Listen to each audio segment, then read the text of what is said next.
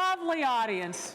Thank you so much for taking the time to come out, and welcome to the second UW Alumni Association Graduate School Race and Equity Initiative Lecture. This lecture is part of a series called Race and Difference, and it is part of an entire initiative. You know, we have a lot to celebrate here at the university, and this has been a milestone year for us. It's the 30th anniversary of the American Ethnic Studies Department.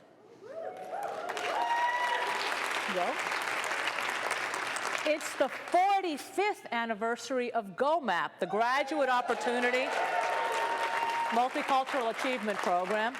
And it's the 45th anniversary of Gender, Women, and Sexuality Studies. Used to be called Women's Studies. And these and other programs really provide a foundation for our ongoing efforts. But, you know, one of my favorite Martin Luther King quotes, and his birthday is tomorrow, we'll celebrate it on Monday, and we have events all week, is that, you know, the arc of the moral universe is long, but it bends towards justice. The fact that these programs now are 30, 45 years old show that we've made some progress. But we have a heck of a lot more work to do. And universities, there's no better place to do that work than at universities. I'm not proud of the diversity at this university in that I think we should have a lot more. Having said that, this is probably one of the most diverse places that our students will ever be, partly because we're so segregated every place else. But we won't really be able to take advantage of what you learn from diversity, from being in situations where you share different perspectives and look at things from different angles and deal with difference, as this talk will, if we can't talk across differences. And that's a really hard thing to do. Right before this series, we were at Washlabat, the intellectual house, and if you haven't been there, it's a beautiful place that really feels, you know, warm and makes it, I think, a lot more possible to be vulnerable with each other. And we were doing a talk. And if I do say so myself, I did a brilliant introduction. I talked about why diversity was important in physics, and you know, and I was talking about how these conversations, talking about difference, really required us to be vulnerable, regardless of who we were. And I said that, you know, for students from majority backgrounds, it was hard because sometimes they're not sure about the language and they're scared of committing a microaggression and of, you know, looking stupid and, you know, how do you talk to someone else?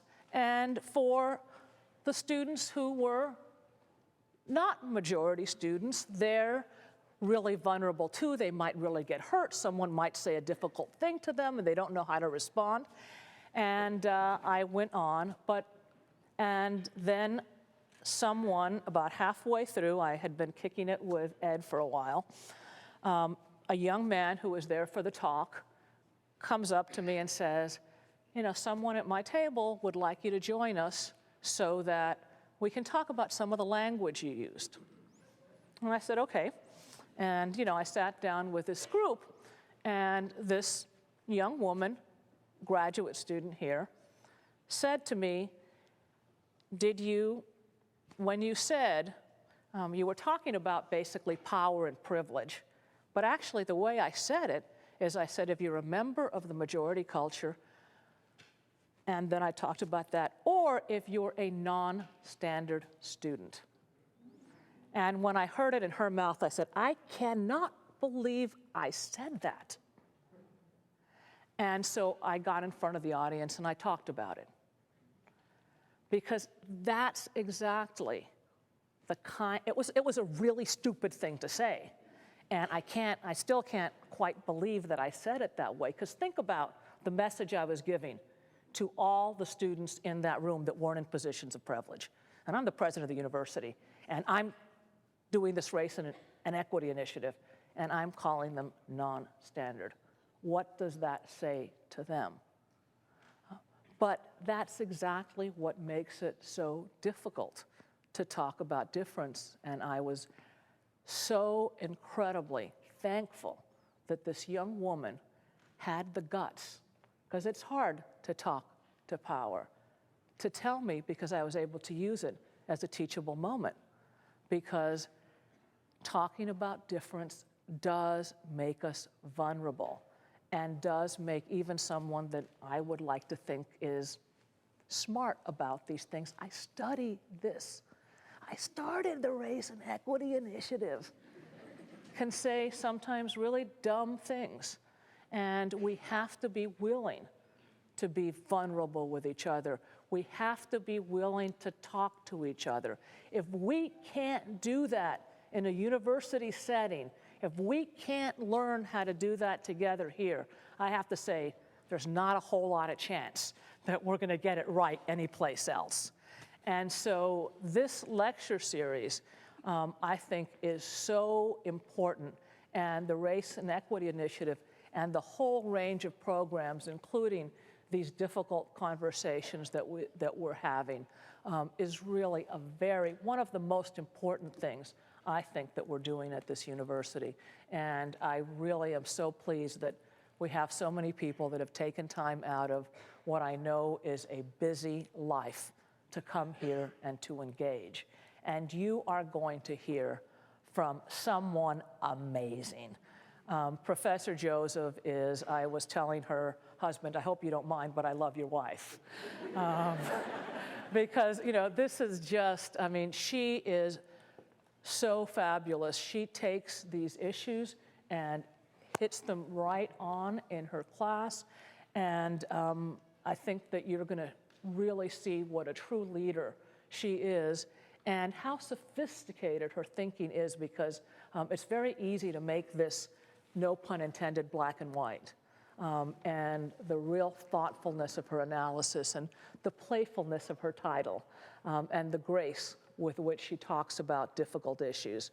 So thank you to the UW Alumni Association and to the Graduate School for producing this and so many other powerful lecture series.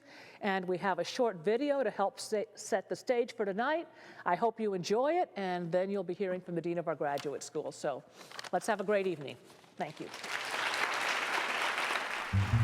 We believe in justice and fairness, that everyone should have equal opportunities to pursue their passions and contribute to society.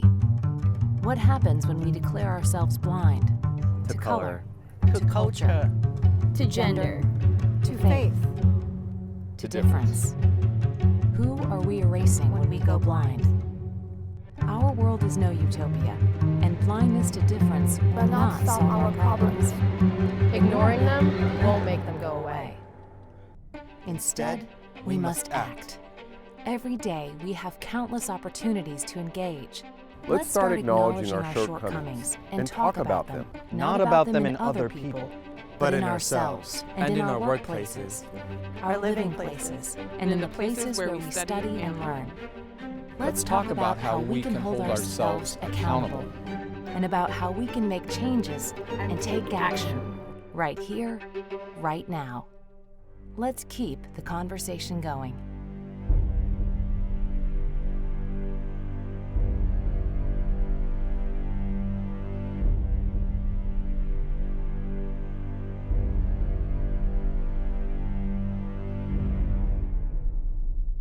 Good evening. I'm Dave Eaton. I'm the Dean of the Graduate School. Thank you very much for joining us this evening. Before we launch into the rest of this, I have the usual reminder to make sure your cell phones are turned off, and you can't record this video because KUOW and UW-TV are doing it for you. So make sure that you have your phones turned off and no videotaping, and that's wonderful news because you will be able to come back and look at this again and again on KUOW. The foundation of this digital short that you just saw was inspired by President Kelsey's call for a race and equity initiative last spring. I'd like to take this moment to again thank President Kelsey and all of those in the administration who have really been visionary leaders and who really care about social justice. So join me in thanking President Kelsey, please.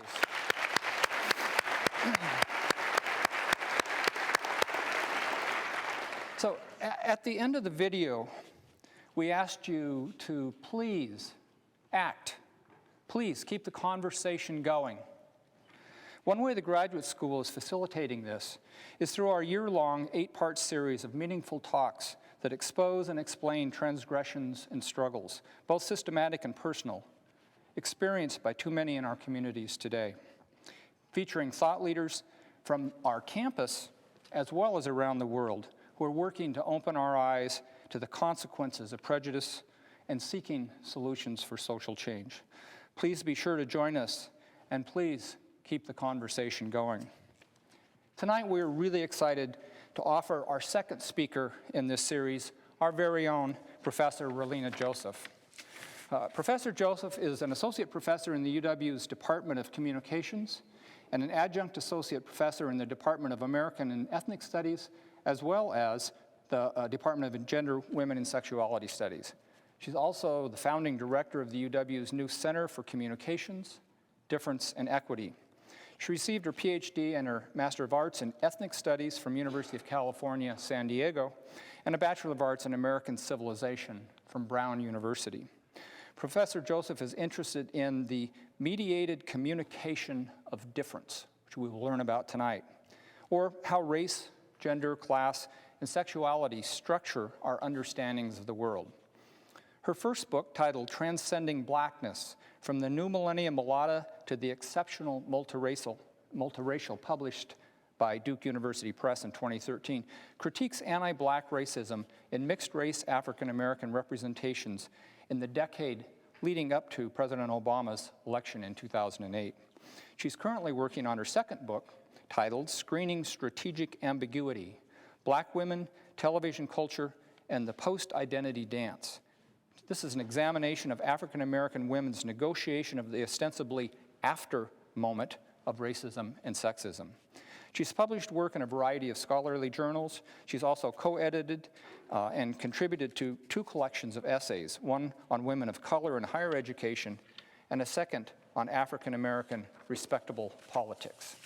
In her time at the UW, Dr. Joseph has participated in a wide variety of diversity-related issues on our campus, including initiating communications department's Communication and Difference course arc, and co-founding Wired, not Wired magazine. Wired is Women Investigating Race, Ethnicity, and Difference.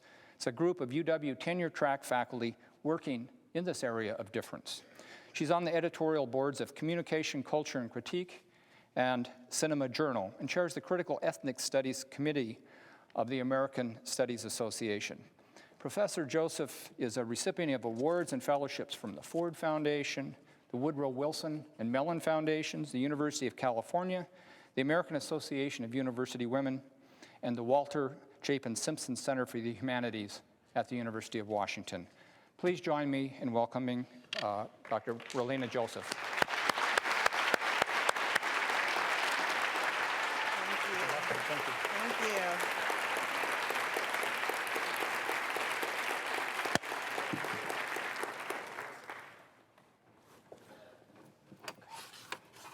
Thank you. Thank you so much. I kept on saying I was going to have a Marco Rubio moment throughout the whole talk, so excuse me. Thank you so much for that introduction. I am a first-generation college student, and as an undergraduate, I would not have imagined that I would stand up in a lecture hall this size to ask a question, much less be the one at the podium speaking. So thank you all for coming here tonight. I want to thank President Kelsey, Dean Taylor, Dean Eaton, Yvette Moy, and all of the members of Yvette Moy's team who've worked so hard on this event. Thank you to Provost Baldesty for creating my position when he was my department chair so many years ago. This talk emerged from conversations with and feedback from so many of my brilliant UW colleagues, Thank you to Sonnet Retman, Leilani Nishime, Habiba Ibrahim, Sasha Wellman, Ileana Rodriguez Silva, Stephanie Smallwood, Michelle Habel-Payan, Christine Harold, Leah Ceccarelli, Janine Jones, Joy Williamson-Lott, and Wadia Udell. Thank you to Gina Aftab, the CCDE's program manager, who truly makes everything happen for us, and to all of the CCDE volunteers who are here tonight. A special thanks to Elisa Yamaguchi, who is our Twitter intern and set up our hashtag for any of you all who are tweeting tonight. The hashtag is Difference in Equity. An extra special thanks to Victoria Thomas, who made the beautiful PowerPoint. Anything that looks wonderful came from her. Any mistakes that you see came from me. And finally, and always, thank you to my family, to James, TJ, and Naima. So let's go ahead and get started. Those of us who do social justice work are often cautioned and sometimes even admonished that we need to be mindful of not preaching to the choir. Noting such a sentiment, when Harry Belafonte gave the first talk of this Equity and Difference lecture series in October, he shared a quote of Dr. King's. "If I don't preach to the choir, then the choir might stop singing." I speak to you today invoking Mr. Belafonte's and Dr. King's spirit. Choirs need fortifying. So thank you to all of the members of the choir who have come here tonight. I will most definitely be speaking to you. But also let me talk to those of you who aren't necessarily in the choir, who came here tonight at the urging of a friend or the lure of extra credit points. I see you. To all of you, please understand that not everyone should sing in the choir before they have dedicated themselves to listening, to studying, to training their voices. Some people are born tone deaf and ring flat. Those folks might actually never be destined to lead their voices publicly. Indeed, since they have not practiced the skill of listening, we might cringe to hear them sing. However, even if you aren't destined for the choir right now, with openness, exposure, and study, you can learn to appreciate the music. A note of guidance: do not expect members of the choir to be your teachers. Some of us might relish the opportunity to teach you our long-developed, hard-fought skills, but others might just want you to listen. Not just hear, but truly listen. And in that listening, you will learn how to provide the essential support the choir needs, and yes, perhaps eventually sing. But before we can sing or listen to the melody, let's hear the dissonance. Or rather, let's hear the difference. And no, I'm not saying the difference and dissonance are the same, but I do think that embracing difference means listening to cacophony in addition to harmony. But I'm getting ahead of myself. Tonight, I'm going to talk with you about this word difference, or as the title of my talk promises, what's the difference with difference? We need to carefully consider why and how and where we're using terms that tell us something about race, gender, class, sexuality, and disability, as the umbrella term difference does. But we don't just want to think about our terms in order to use the so-called right words. Those of us embroiled in diversity work are often confronted by anxious allies wanting to use the right words. Just tell me what to say. I don't want to get in trouble. African American instead of black, a plural gender-neutral pronoun they instead of a singular gendered pronoun he or she, woman instead of girl, or difference instead of diversity. I bristle at this right word question as it seems to seek right words to cover wrong sentiments. And perhaps this isn't fair. Some folks really want to educate themselves to speak and act with honor and respect. But part of that education must be the recognition that minoritized people do not have the responsibility to provide the right words if interest in different people only goes as far as different words. For our language, which names identities, and for minoritized people, for whom such language has historically been given, not chosen, our language is our power. Indeed, even the word that I just used, minoritized, spotlights power relations in the construction of the so-called minority-majority divide. I didn't use the old term minority, as I'm not interested in identifying people according to their smaller numbers. I used an in process as opposed to a static word to show that those in the group are not smaller in significance or even perhaps in many parts of our country fewer in number, but that they have been constructed as such. Let me give you a second example. In the introduction to the 1998 edition of her canonical 1985 book, Aren't I a Woman? Female Slaves in the Plantation South, historian Deborah Gray White explains one important change she would make between the different editions, a change in language denoting a change in power. White writes, were I to write Aren't I a Woman today, I would use the verb enslaved rather than the noun slave to implicate the inhumane actions of white people. The noun slave suggests a state of mind and being that is absolute and unmediated by an enslaver. Enslaved says more about what happened to black people without unwittingly describing the sum total of who they were. Enslaved forces us to remember that black men and women were Africans and African Americans before they were forced into slavery and had a new and denigrating identity assigned to them. The linguistic change from an all-encompassing noun to an acted-upon verb better captures the way in which the subject position slave only means anything relationally within a system of enslavement. Deborah Gray White's change in language illuminates a change in power. Linguistic changes happen concurrently with historical and political changes, but appropriate language in the absence of other action only helps cover, for example, racism, homophobia, misogyny. So let's listen to equity as we follow difference tonight. Indeed, we cannot have difference without equity, or rather, to iterate difference without equity lays it bare to become co-opted, softened, and stripped of its ability to truly change relations of power. In my talk tonight, after providing you with some definitions, I will look at the difference equity matrix as a successor to the terms diversity, multiculturalism, or tolerance, difference and equity as part of the movement aiming to provide humanity to those of African descent, Black Lives Matter, as opposed to the indifference presented in the All Lives Matter retort. And I'll get into this more later, but I want to underscore the idea that Black Lives Matter is a movement, All Lives Matter is a retort. Lastly, thank you. I haven't even gotten to it yet. My last thing I'm going to talk about is how a group of young women of color here at the University of Washington have created a space of difference and equity.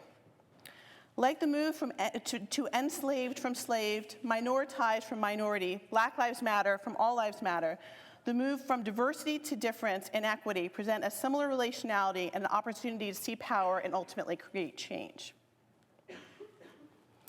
So to make sure that we're all on the same page, let me define our key words here. And first up is equity. While equality means that everyone gets the same resources, opportunity, access, equity means everyone gets what they need. Equity is distributive justice. A popular meme illustrates that equity amounts to fairness while equality amounts to sameness. One organization puts it this way: equity is the means, equality is the outcome. But difference is not as straightforward a word as equity. Difference, the state of being unlike, is a word without an anchor. It means dissimilar, a change, a distinguishing characteristic, a distinction. Difference makes no sense without a landmark, the special addition of a compared to. It has a fluid, decentered nature. Difference is always a word in flux, in the constant state of creation, or as cultural studies scholar Stuart Hall wrote about identity and race, a word of becoming and not simply being. Difference is, in other words, the very expression of minoritized identity. Social psychologists tell us that we know nothing neutrally. What or whom we observe is either interpreted as like us, which often produces in-group favoritism or bias, or dissimilar from us, which produces out-group negativity. UW Bothell, psychology professor and community psychologist Wadea Udell explains, we view the world and people in reference to our own identities, placing positive values to those whom we perceive as similar and negative values to those who are dissimilar. As difference is gauged as neither neutral nor objective, it's represented as oppositional. Thus, Black gains its meaning because it is not its ostensible opposite, white. Female signifies because it is not its ostensible opposite, male. Interstitial figures, those mixed race and transgender who cannot or will not pass, and especially those who are ambiguously raced or gendered, cause problems because they destroy our convenient binaries. UW history professor Ileana Rodriguez Silva points out that such binaries are not inherent. They come from Christian Western thought and the practices of colonialism. We live in a society that is profoundly unequal and inequitable. UW sociology professor Hedwig Lee points out that race structures every moment in our lives, from our birth weights, if we are to be preterm versus full term at the time of our birth, indeed if our infants will survive, to our death, from our life expectancy rates to the number of deaths in our population. If we embrace difference without striving for equity, we create such inequality through forces like All Lives Matter. Without equity, race can appear to be volitional. It happens through choice. It seems to be whitewashed. It springs up through a sanitized version of history where racial progress is on the continual upswing. It's individual. Racialized identity does not happen in community, and it's interchangeable, as race is not about racially specific experiences. But if we read race as difference with equity, as constituted in Black Lives Matter, we see it as ascribed, not volitional, as community, not individual, as historical and structural, not whitewashed, and even as embodied, not interchangeable. Difference, when conjoined with equity, is about access, power, and change.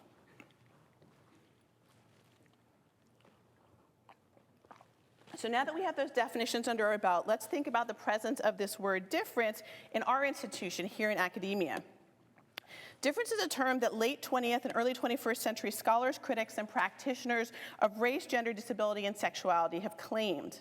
When Professors Janine Jones from the College of Education, Habiba Ibrahim from the English department, and I got together in 2007 to form our faculty group for female professors who centered race, gender, class, and sexuality in our home and work lives, Dr. Ibrahim christened us Wired.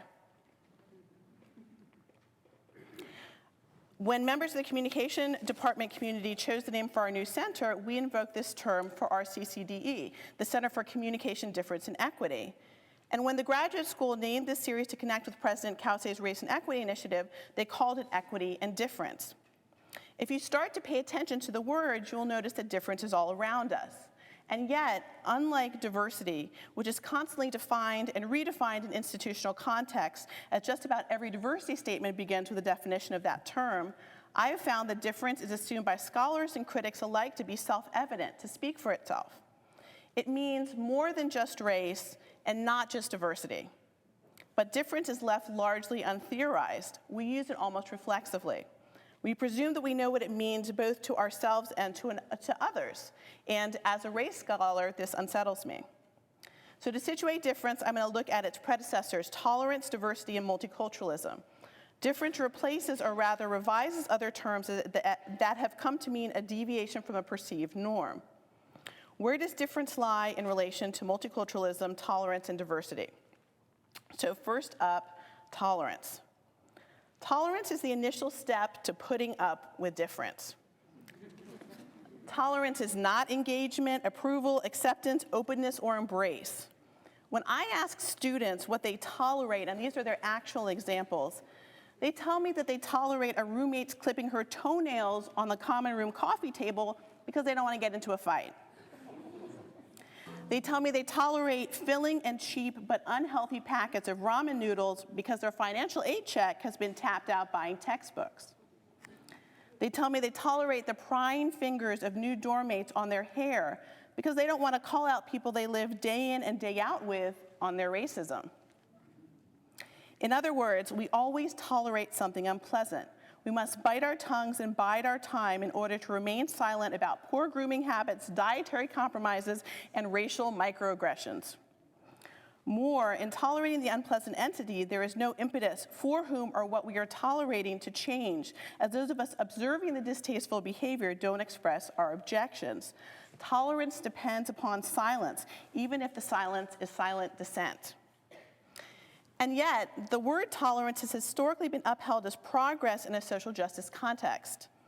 Some of our contemporary mythology about the civil rights movement was that the goal of activists was tolerance of African Americans by whites.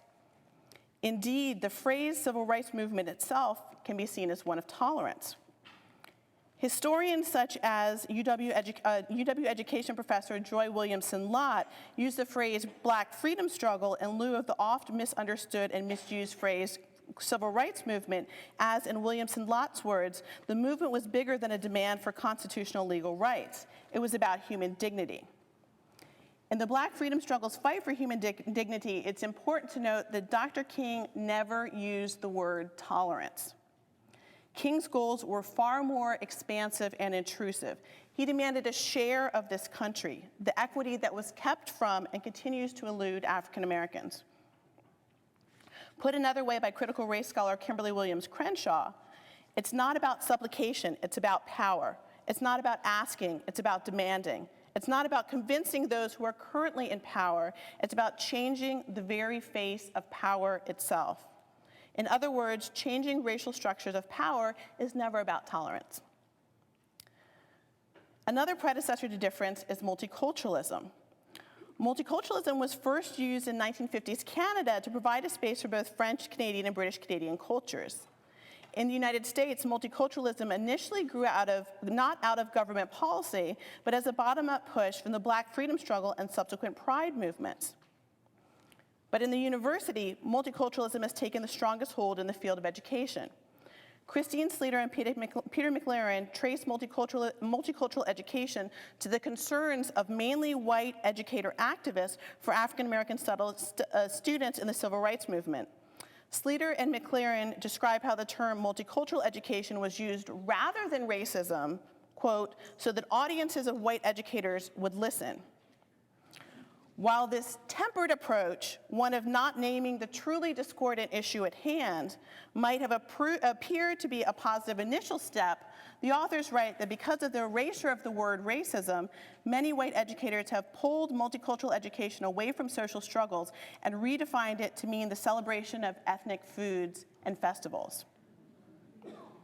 This is not to say that the word is not claimed by scholars who use multiculturalism in a resistant fashion.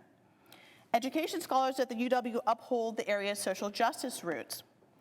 Education professor Janine Jones defines multiculturalism, quote, as an inclusive construct that recognizes that with each person, coexisting cultures can interrelate and influence each other. Jones's definition, which builds on the work of her UW College of Education colleagues James Banks and Geneva Gay, draws upon students' minoritized cultures as a form of, in Jones's words, strength and renewal, a truly anti-racist move when executed in her research. For example, Jones's latest equity-focused research project uses Sisters of Nia, a cultural enrichment curriculum rooted in Afrocentric principles, in order to cultivate ethnic identity and resilience for African-American middle school girls who are fostered in white households. Foster youth have a 48% graduation rate compared to the 72% of non-foster youth in Washington state, and Jones's use of multiculturalism fights to eliminate such disparities. So while tolerance is bandied about in popular discourse and multiculturalism has its home in education departments, diversity is a term that is most used by educations of higher institution, including our own.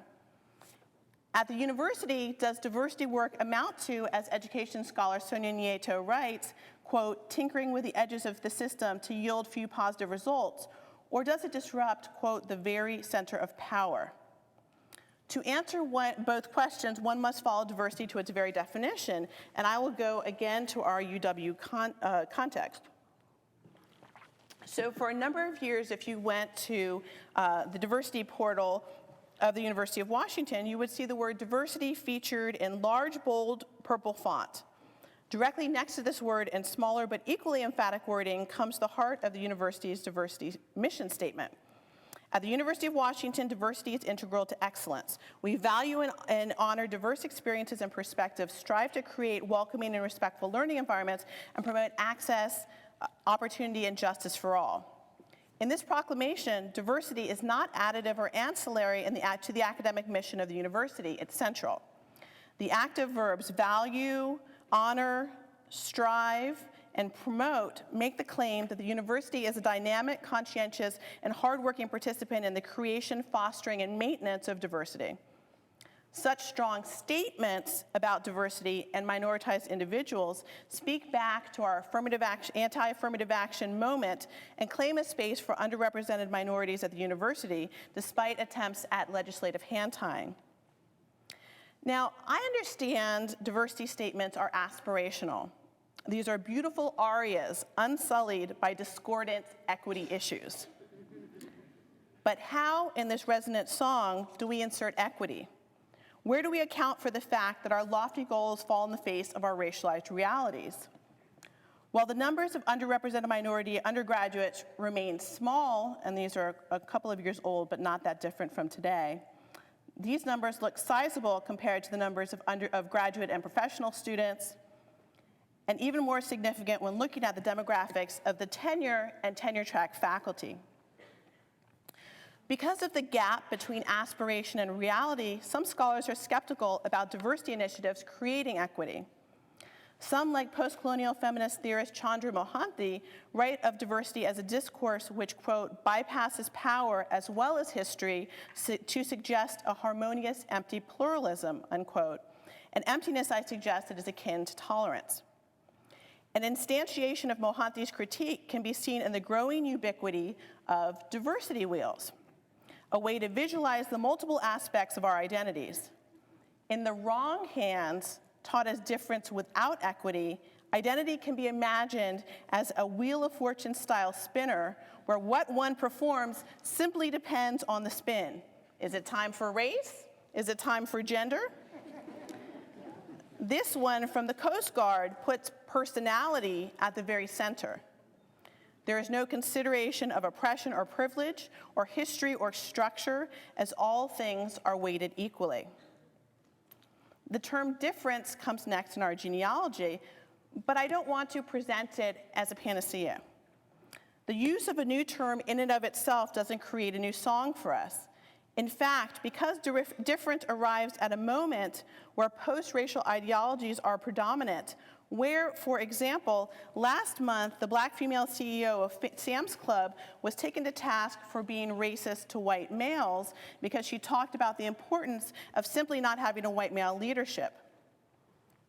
In this example of racial indifference, history and power are ignored to focus solely on individuals, and individual white men pitted against this black woman. Without equity, this is indeed what difference could become. When I teach difference, I present it like diversity as an aspirational word, but unlike diversity, I present it as something inseparable from equity. Difference and equity create change and do not simply avoid offense. In fact, suturing difference to equity means that you might just offend. In my definition, difference embraces the qualities of connection and pride from multiculturalism, along with the realities of intersectional identities, power, and privilege. Difference with equity means these things to me because I understand it relationally. It stands on the shoulders of tolerance, multiculturalism, and diversity, and recants and revises elements of those terms. How do difference and equity operate with the buzz phrase of indifference, all lives matter? So in this second example, I'm going to talk about how Black Lives Matter is about centering difference and equity, and All Lives Matter is about erasing both difference and equity and creating indifference in Black lives. For those of you who don't know, Black Lives Matter was founded by 3 black women activists who, in the words of one of them, created a call to action for black people after 17-year-old Trayvon Martin was posthumously placed on trial for his own murder, and the killer, George Zimmerman, was not held accountable for the crime he committed. Black Lives Matter highlights the racialized violence made manifest through disproportionality and disparity. Black Lives Matter confronts the indifference that produces antipathy. Black Lives Matter, one of the leaders explains, is a unique contribution that goes beyond the extrajudicial killings of Black people by police and vigilantes. Black Lives Matter affirms the lives of Black queer and trans folks, disabled folks, Black undocumented folks, folks with records, women, and all Black lives along the gender spectrum. It centers those that have been marginalized within Black liberation movements. It is a tactic to rebuild the Black liberation movement. So I teased you with this earlier. All Lives Matter emerged as a retort to Black Lives Matter, an attempted cover-up to the very real violence against Black lives recorded by cell phones, disseminated through social media, and made real to the mainstream through popular media. So I want to underscore this idea that the rallying cry, All Lives Matter, is a retort, an angry response. It's not a movement analogous to Black Lives Matter, but a silencing strategy that aims to end discussion about racialized violence. All Lives Matter gets stuck on language, having the audacity to name and claim Black, which I do understand feels exclusionary to some under the aegis of a movement. It might feel like perhaps the choir won't let you take the stage with them. Let me speak to those of you struggling with this idea and also possibly aspiring to the choir by looking at some metaphors. Journalist Leonard Pitts invokes the metaphor of broken bones. If you've broken your left wrist, he questioned, how would you respond if the doctor wants to examine every bone in your body as all bones matter?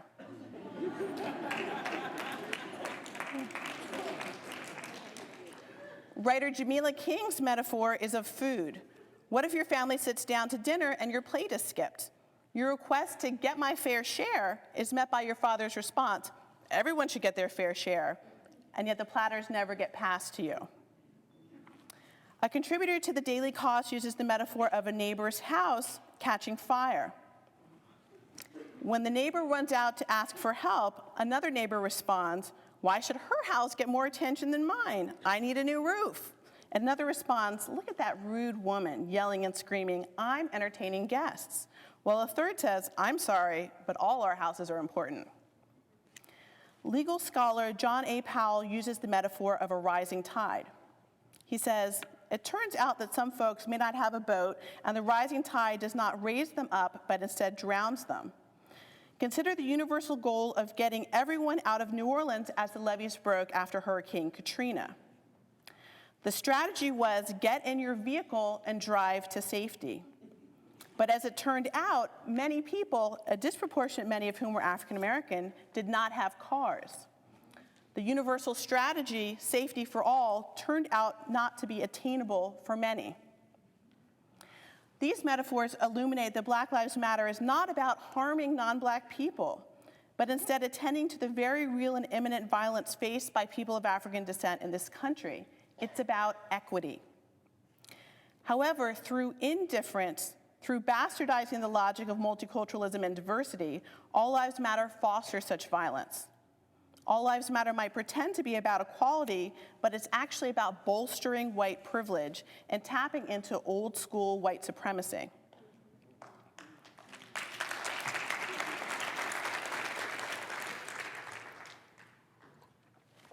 A deep understanding of such disparities empowers student activists to take up the mantle of Black Lives Matter to protest not only the murders of Black men and women nationwide, but also the racialized violence and injustice locally, including on their own campuses.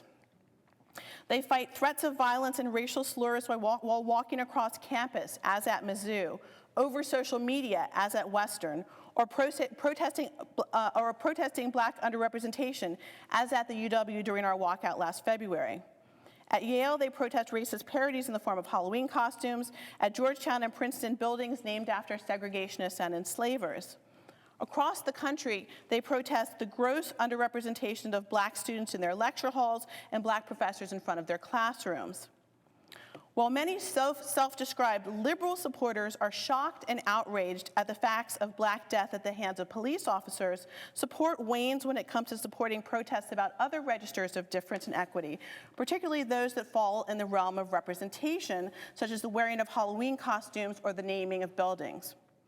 Those demands are posited as petty and unworthy, as all lives matter, if in content, if not in name, becomes the rallying cry. But representational demands are demands of not just difference, but equity. Consider this one example of how Black murder is connected to inhuman representations of Black people. When Officer Darren Wilson described Michael Brown in his grand jury testimony, he used the word demon. Wilson imaged Brown as so devoid of humanity that he narrates Brown's behavior after shooting him as, quote, almost bulking up to run through the shots, like it was making him mad that I'm shooting at him. And that face that he had was looking straight through me, like I wasn't even there. I wasn't even anything in his way. Wilson's mental image, his representation of Brown, is that he is a monster, a supervillain, not a man. Such a skewed representation in Wilson's mind helps justify his committing murder, and of course helps justify him never having to face any charges for this murder. Representations can be the very force of violence. Lionizing segregationists with enslavers with their names on buildings is a form of representational violence. Classrooms that tolerate Black students but never invite them into the fold, never mentor them, as mentoring is still imagined by many as the means to bolster the future career of a little me, and never populate the pipelines for law school, medical school, PhD programs with them, is to me a form of violence. If we are to create truly anti-racist spaces, we must embrace difference and equity in not just the realm of racialized violence that comes from guns and batons, but also the racialized violence that comes from ignoring racist slurs, costumes, and naming practices. Student activists and others show us how to connect these micro and macro forces of racism under the mantle of Black Lives Matter. Our student activists not only center difference, but unapologetically suture it to equity. Students are connecting the matrix of oppression, to use the words of sociologist Patricia Hill Collins, to illuminate all of the ways in which racism infiltrates our everyday lives. Racialized violence happens through police brutalities and through brutal racial slurs.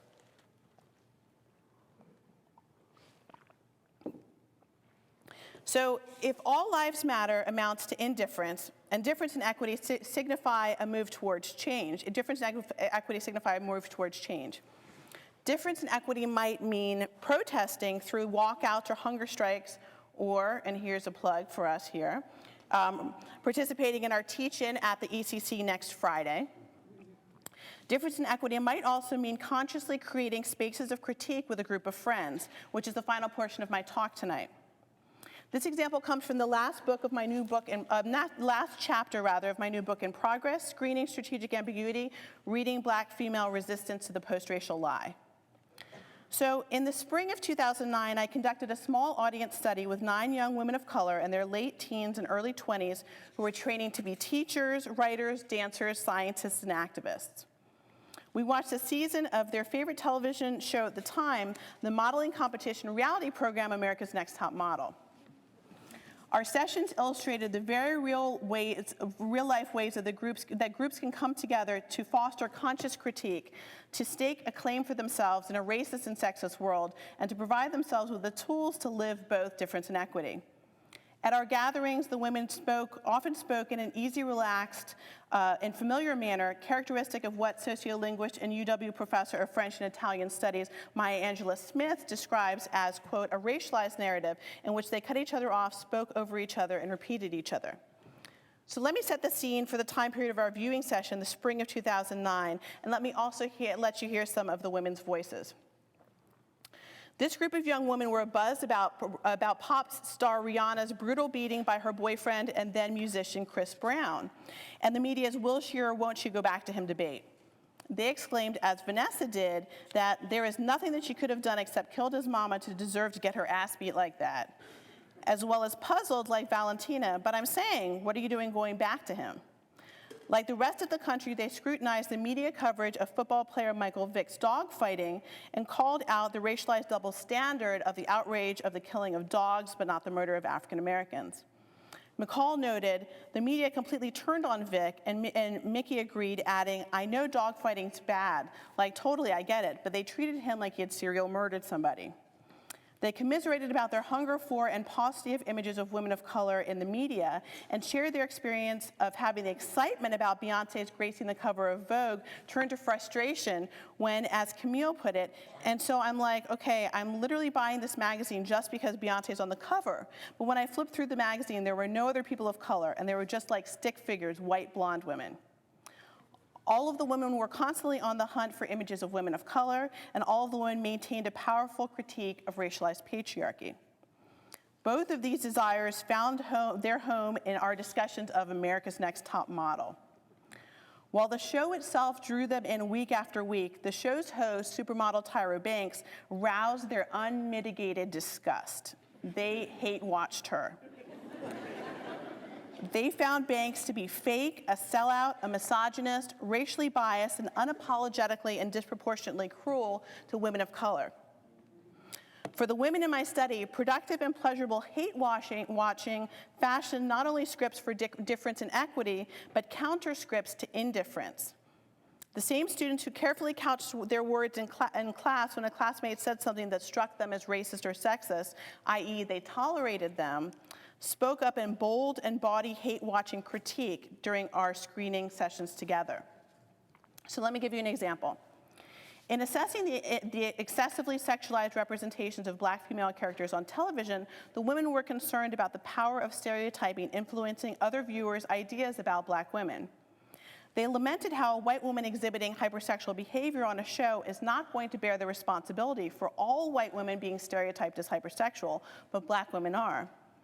Vanessa explained, well, it's like when teenage white girls, they don't talk about the little white girl. They're going to talk about the little Black girl. Like it makes black people look terrible. They're comparing us to her. Mickey concurred that their white classmates must think, we probably do splits and do booty pops, this is the term that predated twerk. Mickey's comments animated Vanessa so the conversation moved from a hypothetical description to a role play for a very real situation. Vanessa positioned herself as Mickey, responding to an imaginary white classmate choosing a first-person address. She says, I'm like, no, but I'm still Black. Booty? Like, what's booty pop? Can you define booty pop? To interrupt racism, a person can feign ignorance to the controlling image and ask for elaboration. A strategy like the one Vanessa offers up forces an individual who has made a racist remark have to awkwardly define and explain use of the stereotype that might have mindlessly slipped out. In the resistance space of their viewing session, the women validated their own experiences of racism by cataloging all the stereotypes they had been asked and refuting the stereotypes by imagining themselves saying, what are you talking about? Yeah, I can't help you there, pal, and no. They repeated, I don't and I can't, which equaled refusal to participate in pretending that racism, even coded post-racial racism, didn't exist. So from this lively interaction, the women moved to a quieter, slower reflection. Jen said, it's funny, because like we're kidding, but like I've had almost all of these questions asked to me, and all the dashes denote this overlapping conversation. Mickey says, someone asked if you could booty pop? Jen says, they asked me that, and I didn't know what it was. They used a different word, but they were explaining what women do in some of the videos when they like lean on the car. And I was like, I don't even know why you're asking me. And it was like, no, I can't. And then the next question was, well, do Black guys like that? And it was, after I just told you I don't know how to do it, so I wouldn't know. Mickey says, well, like, I'm not a Black guy. Vanessa says, you're the expert in Black women and Black dudes. Jen says, and then, you know, another girl came up to me one time and she put her arm around me and she goes, I'm really glad you're not one of those ghetto Black girls. Like it was, Mickey interrupts, I've gotten that, Jen says, like it was a compliment. And it's kind of, you don't know, Vanessa says, what to say. Jen says, what to say right away. Like you don't know how to kind of, Mickey responds, her voice thick with sarcasm, thanks. For complimenting me while insulting me, my race, and my people? Thank you. Jen said, it's kind of, yeah, people really ask those questions. And it's not a leap to think that people like watch this stuff and start thinking those things. Minoritized people spend so much time questioning ourselves as to if a comment was actually offensive or if we're being hypersensitive, if we're allowed to respond or if we must remain silent. In short, if we have permission to identify racism as such. The viewing session enabled the women to say yes to all three modes of internal questioning. Hate watching and the impromptu workshop to counter everyday racism that arose bonded their women of color community in articulating the type of critique at the very heart of difference and equity. Their community functioned as the antidote to the clenched teeth survival strategy of tolerance, which flourishes alone and never in community. Because of the type of scholarship that I do, I don't claim these women to constitute a representative sample, but I also do not think that their opinions and interactions with each other are anomalous. They exemplify a slice of life that shows an unencumbered resistance to controlling images of Black women in media, the type of responses that happen across living rooms, dorm couches, group texts, Facebook feeds, and Twitter streams across the world. These women's critiques, their connections, their very understanding of Black womanhood was accessed just as much through their co-constitutive process of hate-watching television as it was with their engagement with each other. As they critiqued code switching, respectability politics, colorism, tokenism, stereotyping, and the management of difference, they made sense of their own racialized and gendered lives and turned hate-watching into a space of pleasure and productivity, and ultimately a space of difference and equity. So I began this talk quoting Dr. King and using the metaphor of the choir, and I want to end it quoting Black feminist scholar and poet Audre Lorde and using another musical metaphor, one of polyrhythms. Lorde writes, "It's not our differences that divide us, it's our inability to recognize, accept, and celebrate those differences." In Lorde's conception, difference provides all of us, activists and scholars, members of the choir and novice listeners, with a way to build coalition. Polyrhythmic coalitions might not actually sound as coherent as a choir, but might, as UW Gender Women's Sexuality Studies professor Michelle Habel-Payan describes, be a multifaceted, pluralistic musical conversation full of overlapping percussive moments. If some of you are now feeling ready to join the choir, maybe the beautifully discordant choir, try this. Practice, study, get some other aspiring choir members together to give each other feedback on your singing, and then begin to compose tunes together. Before you step up to the choir, begin by humming. Work up to singing. I invite those of you who aren't already singing to imagine a transformative experience it would be to hear new voices, not just our usual soloists. Let's sing, let's listen, and let's consciously create our spaces of difference and equity together. Thank you.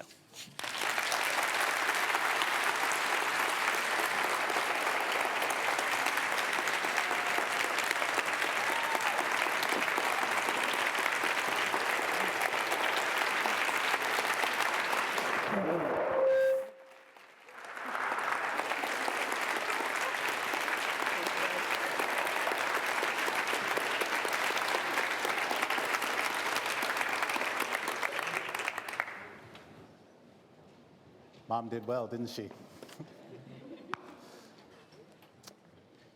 I'm Ed Taylor, Dean of Undergraduate Academic Affairs. President Calce, you started with describing a mistake that you made in front of a couple hundred students. And then you stepped back up to the microphone and you talked about the mistake that you made. And I was there. What was interesting about what happened was you started a conversation and you stayed in the room to actually hear what happened in the conversation, which was really unique and different as presidents go, who usually sneak out the back door when they start a conversation. So I just want to thank you for actually staying in the conversation.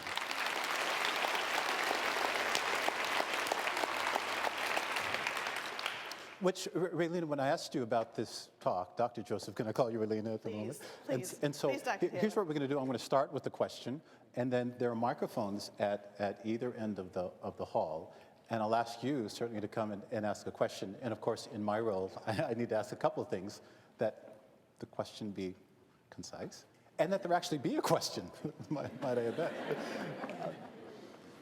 So I used to sing in choirs when I was in middle school. And had a teacher who would tap on the podium and she would get us to lift our head and look up. And we usually sang pretty positive songs. You're a Good Man, Charlie Brown. We actually sang that. When I think about the songs that we're singing now, when you reference Trayvon Martin and Eric Garner and others. It seems to me that the songs that we're singing are starting on a blue note. Can you talk about the conditions necessary for singing, not songs about Charlie Brown, but necessarily singing songs that start with the blues? What are the conditions necessary to sing in the choir that you're trying to conduct now? I think that the conditions are right here and right now, that we're singing out of necessity.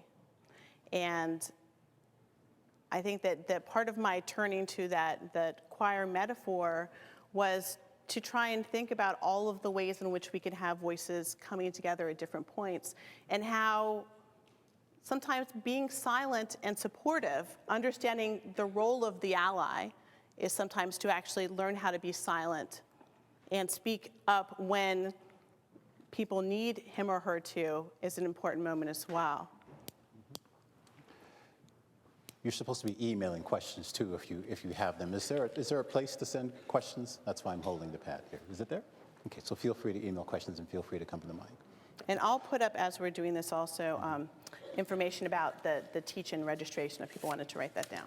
We have a question here, but one second. So when I read your talk and I asked you what important message did you want to deliver, and you delivered so many important messages, but the first thing you said was the importance of listening and hearing. Is there a distinction between listening and hearing that you want to make, and why did you start with listening as being so critical to your talk? Yeah, absolutely. I think that sometimes listening is about getting ready for that response, that retort right away, right? It's like, okay, I need to get to the point where I need to make my statement. As opposed to hearing actually depends upon you being silent, right? You taking everything in.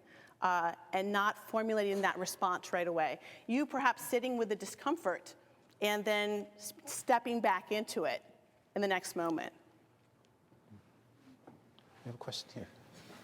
Ooh, that's kind of heavy for,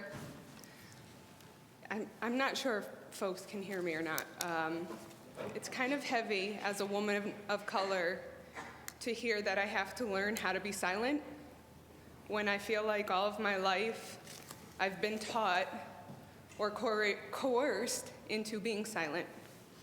And so I want to know how, instead of learning how to productively be silent, how to actually productively work with my allies and have them know that my voice is important, even if I can't stand in front of a podium and I have to be in the audience instead. How is it that I can actually have a voice while sitting in the audience and having a white counterpart speak towards racial equity and social justice and be the expert on it? One of us is supposed to repeat the question. Yeah. That was pretty clear. Thank you for having the courage. Let me see if I can do justice to the question. You said, as a woman of color. That's okay. There was a lot in it, but there was a question. Thank you for that. Thank you for the courage to stand up and ask it. As a woman of color, how do I start from a position of listening when I've actually got something to say? And you also invoke the role of white allies in this, and the relationship between you as a woman of color and white allies, and the role, and you're asked to listen so much and to hear so much, and to invoke the relationship between the two of those. Really, did that come? Yeah, thank you. I want to walk over there, and I'm supposed to stand by this mic, so apologies for that. My metaphor of silence was actually not for you, friend. It was for the white allies. So, apologies if that got lost in the metaphor, but to be crystal clear, we are all tired of being spoken for. We are tired of people speaking for us all of the time. We need to clean that space and tell other people they need to hear us. And how to do that with allies, with white allies, I think to come together first with other groups of women of color. For me, that has been my salvation. When I talked a little bit about our group here at the University of Washington, our wired group of women of color faculty, that has personally gotten me through so many different fights, so many different times when I needed the support, the structure, and also the bodies to help really launch the fight. I think that coming together with groups of coalitions, so with a coalition of women of color to talk to the white allies, to try and have the people who are singing learn how to be silent. That's one of the most difficult things in the world, and yet we know that if we're going to create change, we have to do that together. For me, working towards a specific cause, working for a particular means to an end is the most important thing, as opposed to coming together simply to process. That's at this point. Other times I'm feeling more open to process, but at this particular moment, I'm thinking about working towards a specific end. Thank you, Ralina. It's Ask Ralina J. No, that's saying no. Ask RLJ. Ask RLJ at uw.edu. Other questions? I have another question for you after this, but I'll let her speak. Hi. Hi there. First, thank you so much for speaking. Thank you for coming. There was a lot of really inspirational stuff that you said. There was one moment that I would like to call you out on. Yeah. You were actually speaking about violence, and you used the term bastardization. And I felt it, and I wanted to say something, but that was the one moment. So Yeah, I'd just thank like you. to say that you know, for many of us, especially in the context of a history of characterizations of racial identities and family structures, that was maybe not what I would have liked to have heard. But anyway, that was. Yeah, thank you. Yeah, of course. I will change that. Yeah, thanks. Thank you. That takes a tremendous amount of courage. Yeah, thank you. I have another question, but I see a president at the microphone, so No, I'm asking this question as an individual, which I get to play every once in a while. It's past that time when I'm president. Now, it's something that I'm really struggling with as we are having a new Supreme Court looking at, the whole issue of can we take race into admissions? And I think that it's important to remember that in many ways, the focus on diversity was a compromise. The last time the Supreme Court took up this decision, they, in essence, in order to not strike down the use of race in admissions decisions, they decided not to focus on issues of equity and justice, and on the fact that not everyone had an equal footing. And in fact, so what they did was that the reason why we could use it in places outside of this particular university, because we're an I-200 state, but in private schools or in other, was that they focused on diversity because that was good for all of us, not for the black and brown students. Right. And so I believe absolutely with all my heart in diversity, but feel it's kind of got us into a box. And I'm just wondering, how do we work our way out of the fact that it's not just about this is good for all of us, although it is, but that there are some inequities? Yeah. I mean, my first answer to that is we have to dismantle I-200. Yeah, I'm with you on First that. and foremost. That it's clearly an experiment that has not worked, that's only worked to resegregate our schools. So that would be my first answer. And I agree with you 100% about diversity. One of the things that I do with my students is that we look at on the web how diversity is written about. And it's almost always talked about for white students, right? Or as Ta-Nehisi Coates would say, as people who believe themselves to be white, right? So it's about the use value of sitting next to the multi-hued students, right? And then taking that out often into the business world. And it's never about these issues of disproportionality. And so I think that one of the first things that people need to understand, as I put up some of Hetty Lee's work there, is that when we're talking about inequality, we have to understand that it saturates every area of our lives, and racialized inequality saturates every area of our lives. If we think about going for a home loan, if we think about going for any type of an education from preschool, from disproportionate punishment of preschool students all the way up through high school graduation rates, right? We know that Black and brown kids are disproportionately the ones who are punished, who are not the ones who are rising to the top. And this is not an accident. And so we need to have things like I-200 dismantled so that we can deal with the very real inequality that works its way through every aspect of our lives. There's a comment, Ralina, at askrlj@uw.edu. There's a hint for you. This is just a note, as a musician and singer and white ally, I would observe that rests, periods of silence, are part of the music. Thank you.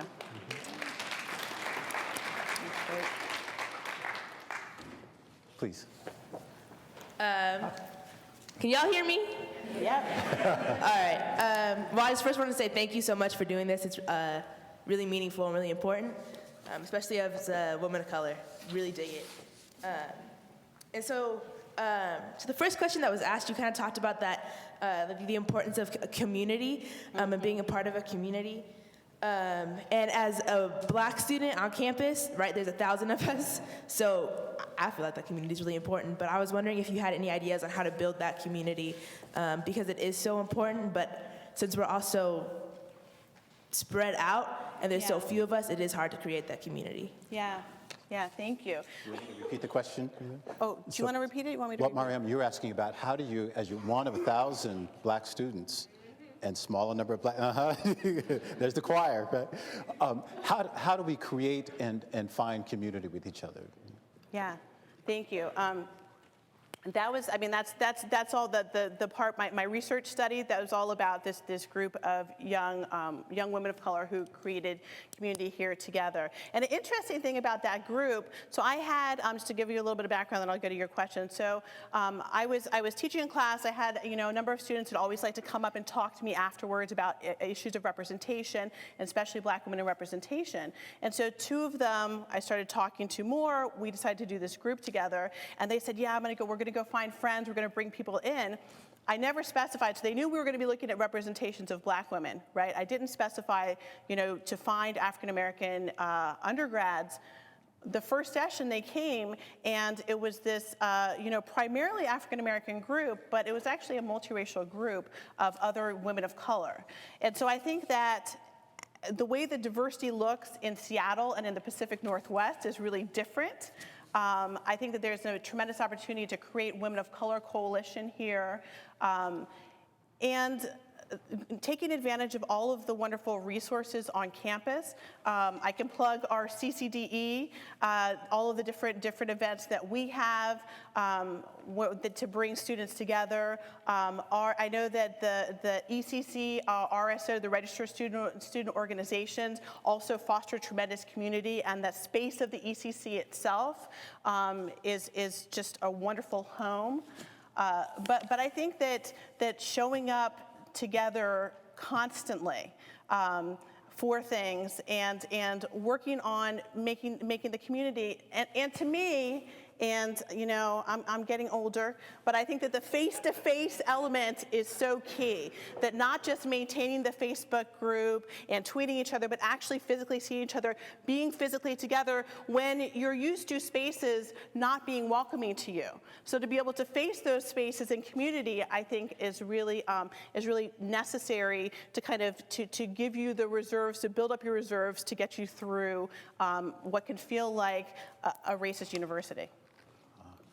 So here I'm going to read this question to you as is, and hear the depth of the question. I won't mention who wrote it. I was born into the choir by my Black father, but my white mother taught me just to sit and listen. Today, people tell me I have a beautiful voice, but I'm afraid to sing. I do in private, but my fear of sounding terribly or of ruining the song the choir sings literally paralyzes me. How do I see through my vocal dysmorphia? How can I address both the privilege and oppression that resonates in my voice? Oh my goodness. That was beautiful. I mean, sometimes a question just requires just being silent. The question was powerful enough, but, Yeah. So your thoughts on the question? Ooh, that was beautiful. If you just want to end on that note, that's no, okay. I do. I mean, I go back to community again. I go back to thinking about not singing in isolation, right? Of thinking about the small group that you might create in order to sing together, to practice together. And I think that is what gives people strength. So here's I'm just going to read the question again. Okay. Can you, which is a preface to saying it's a powerful question, can you share about the role of love? First of all, I love this community that you ask questions about this. Can you share about the role of love, the verb, in building power amongst those of us who have been minoritized? I ask this in thinking about the remarks, responses, where you missed the mark on language. What is support, solidarity, and what is not that? Sent from a tiny computing device, person says. Wow. Wow. I know this is going to sound one note, but I think that investing in community is an act of love. I think about how when I, for example, had the first time experienced being dressed up kind of like this, maybe not quite this nicely, but still having a blazer on and standing up as a new assistant professor at the front of the room, ready to teach my first class, you know, having everything all ready to go, and having a line of students coming to my white male TA, who was, by the way, a bicycle commuter and dressed as such, and having them come up to him and say, "Professor, excuse me, professor, can you tell me, professor?" And my going into one of these very first classes was immediate defeat. But what I did instead, well, I was immediately defeated, was to go to my community of friends and share exactly what had happened. And all they did was love me right back and validated me and said, I won't tell you what they said because it wouldn't be appropriate. My children are in the front row. But really kind of, I think, making yourself vulnerable to that community so that they have the privilege of loving you, right? Here's a question that is of this place and time. Can you speak on the tension between the need for a movement to be inclusive while still being able to close ranks and protect ourselves? There's a lot in that question. Yeah. I think that one of the powerful things about Black Lives Matter as a consciousness-raising movement is that it is calling for moments of separatism. Our students, for example, during the walkout this last February, got together and made physical circles of Black students where they were physically together. They called for the Black undergraduates, and they were at the very center of the space. And I think that that is incredibly important. Questions from you.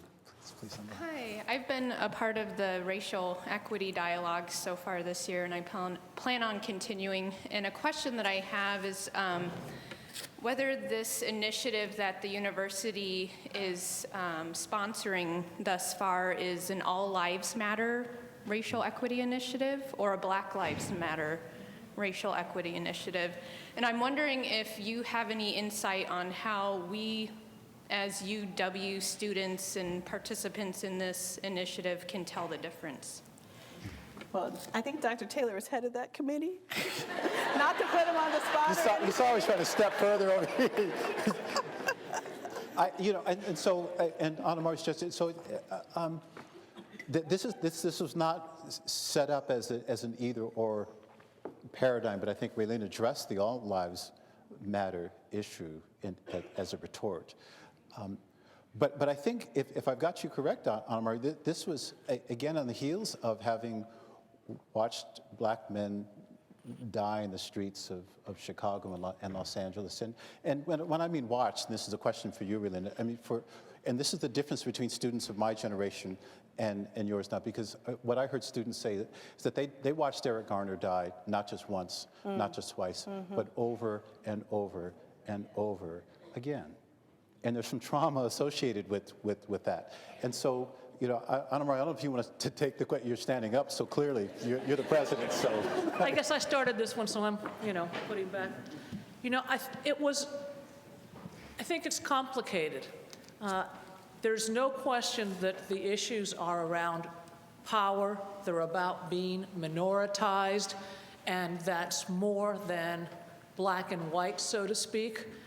But it was very conscious to call it race and equity because we wanted to call out race as, in many ways, in this country, the iconic inequity because of our history of enslaving a particular color of people. So it is not all lives matter in this mamby-pamby way, but we do.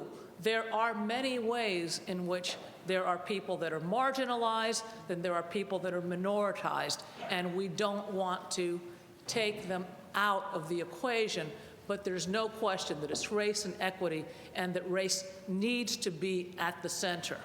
So if that...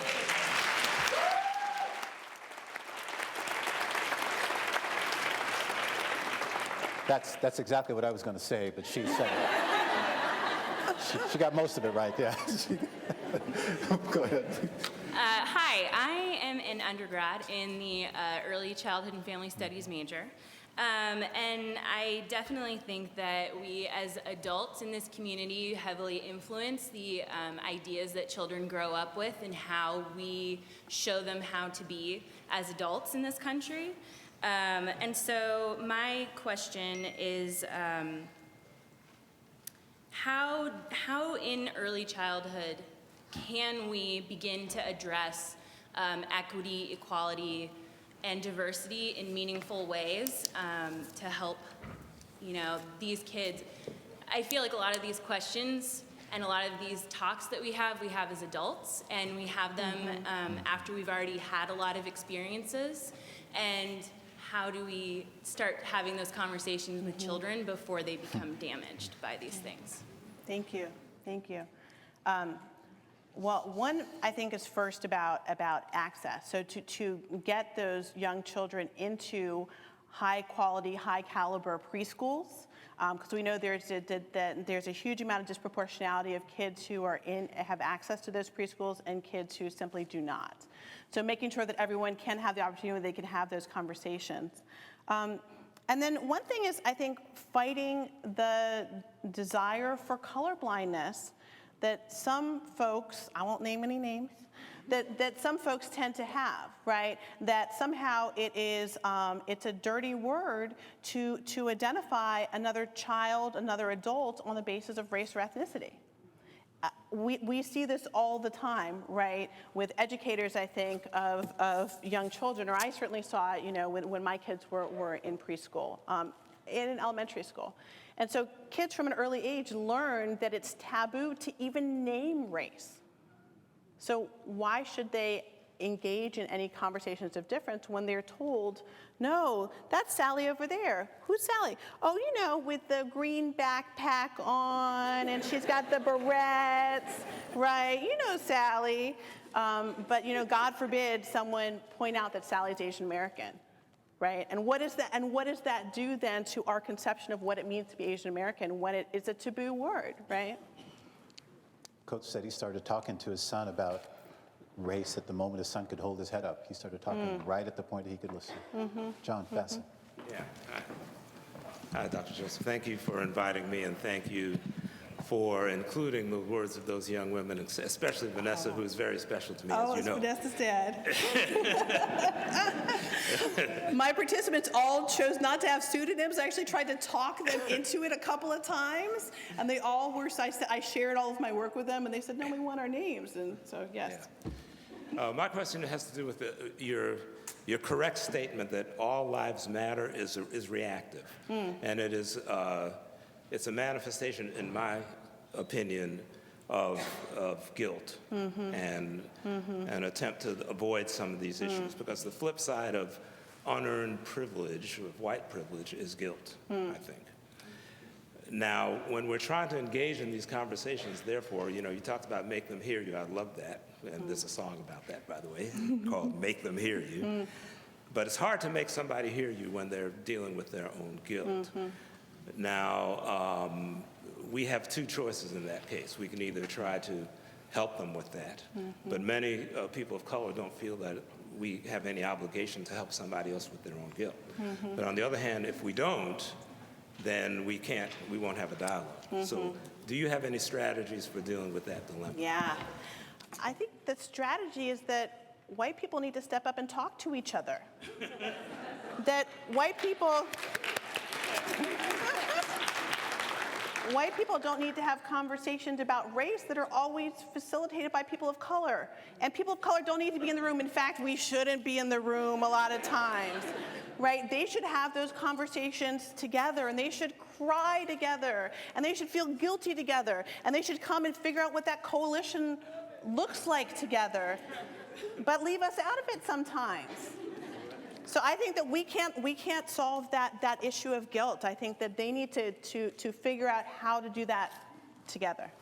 So we're running short of time, but perhaps we can do this.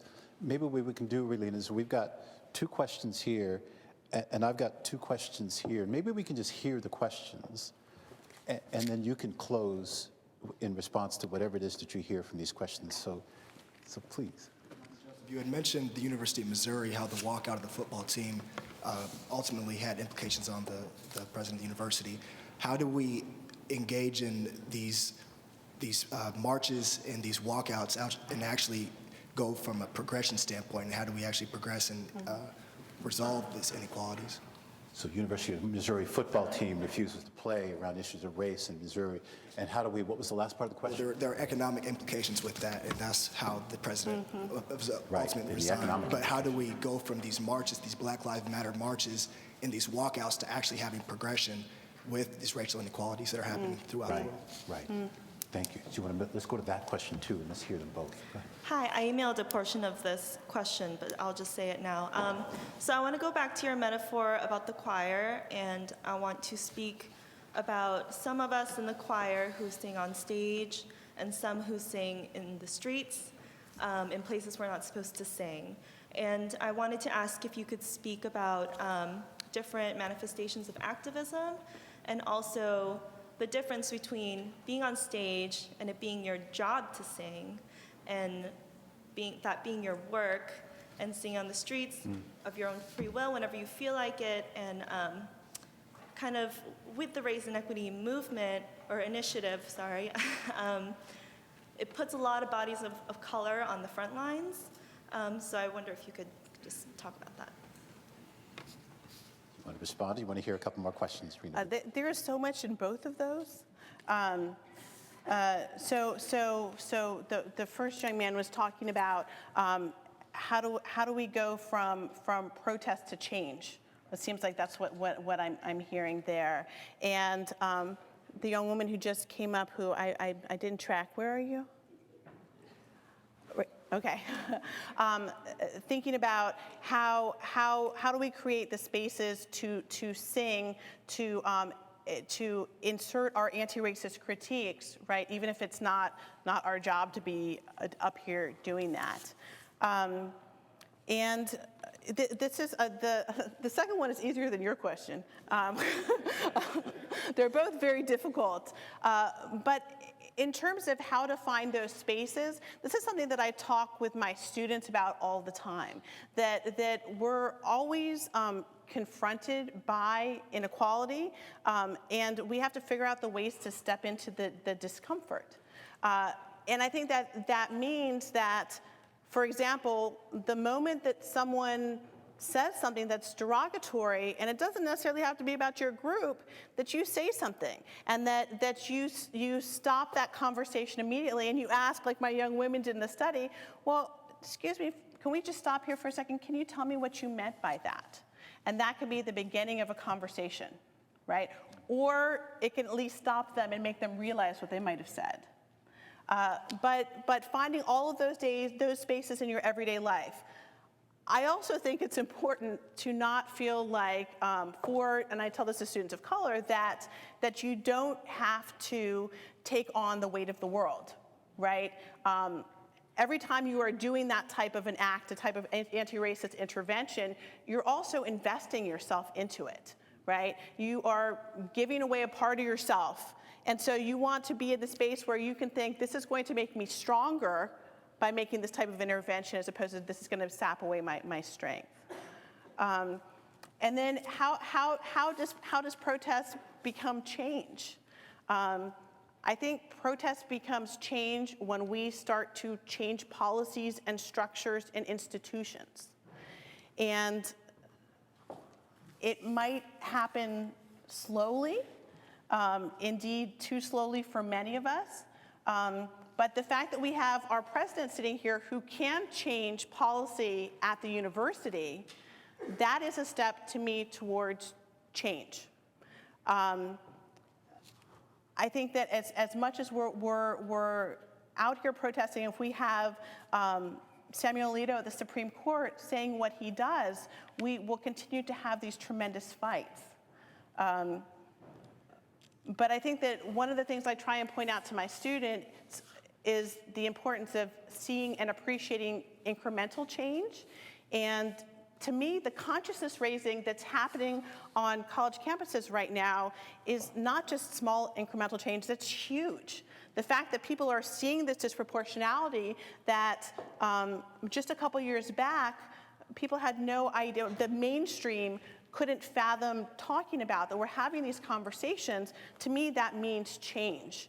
And we'll continue to work on changing the institutions. We'll continue to work on trying to create that substantive, long-lasting change, but I think it does come from the consciousness raising and the protest.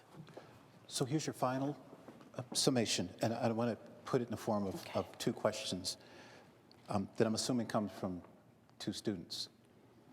Picture Tiffany and Dylan. Tiffany asks, my question is about the use and context of person of color, in quotes.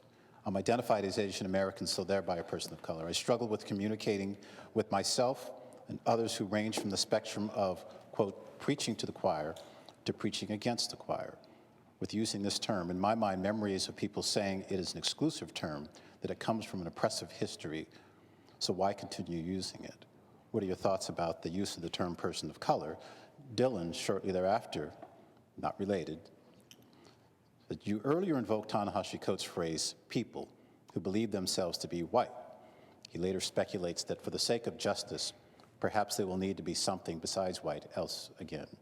As a white man, I'm contemplating on how my racial identity has been constructed and needs to be deconstructed. Mm-hmm. But I'm wondering where to begin. I wonder if you can comment on the label white and what might replace it. You have a student talking about the construct of person of color. You have a student asking about the social construct of whiteness. As you talk to your students and as you teach, Ralina, how do you talk to them about their own sense of identity and the language that they use and the deconstruction of that language? And perhaps you can close on that note and we can. Okay, these are like $1,000,000 questions here to close on. Yes, language. So this is one of the paradoxes that we talk about of race, right? That we understand that race is a social construction. We understand that it's a total fallacy, it was made up, and yet it has very real implications in our lives. And so we use terminology that is racialized. And I think it's important to use racialized terminology to not fall into the trap of colorblindness, as the woman who was asking about early childhood education was talking about. People talk about race is a construct, oh no, I just lost it. I had the best turn of phrase. But race is a construction, but it has very real import and impact in our lives. At the same time, I think that the deconstructing of the whiteness goes to Dr. Vassal's question about guilt, right? Trying to get to the place where you are not claiming whiteness doesn't, to me, mean that you're not in the place where you understand the histories and legacies, that you understand all of the benefits, the fact that whiteness is property, as critical race scholar Cheryl Harris would tell us. right? So trying to figure out how do we deal with the fact that we understand that this thing is completely constructed and we need to move beyond it, and yet it has weight. And to me, people of color is a beautiful term, right? It's a way in which we think about communities and coalition coming together. And minoritized people being able to see commonality and to fight for that substantive change, to fight for that institutional change. But there is a place for everyone in this conversation. There's a place for everyone to come together. And it might be, as I'm suggesting, coming together separately first, right? And coming together at another point and learning how to be silent, right? But we need everyone to be in the room. We need everyone to be fighting together. If we are going to really create the type of change that we need to dismantle the inequalities that still continue to plague our world. You are a scholar, you are a leader, you're a choir conductor. Thank you for leading us in our song today. Thank you. Thank you, Ed.